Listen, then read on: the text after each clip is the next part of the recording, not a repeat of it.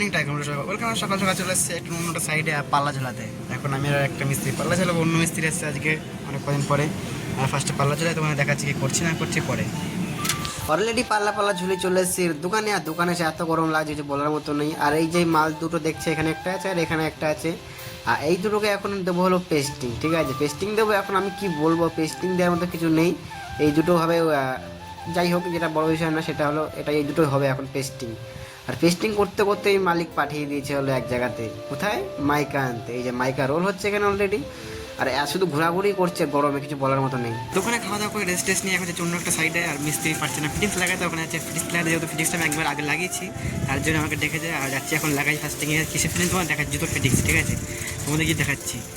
খেয়ে দিয়ে উঠেই আর দৌড়াদৌড়ি করে আবার চলেছে জুতোর ফিটিংস। আর দেখতে অবস্থা পুরো খারাপ আমার শরীরের, দেখতেই পাচ্ছ। আর এই যে জুতোর ফিটিংস, আর এগুলো এখন লাগাতে হবে। আর আমার শরীর এখানে একটাও পাখা নেই, কিছু নেই, প্রচুর গরম। দোকান থেকে কাজ শেষ করে চলেছি, নিজেদের কাজ করতে। এখন কতটা কাজ হয়েছে না একটু ফার্স্টে তেমন দেখাচ্ছি, ঠিক আছে?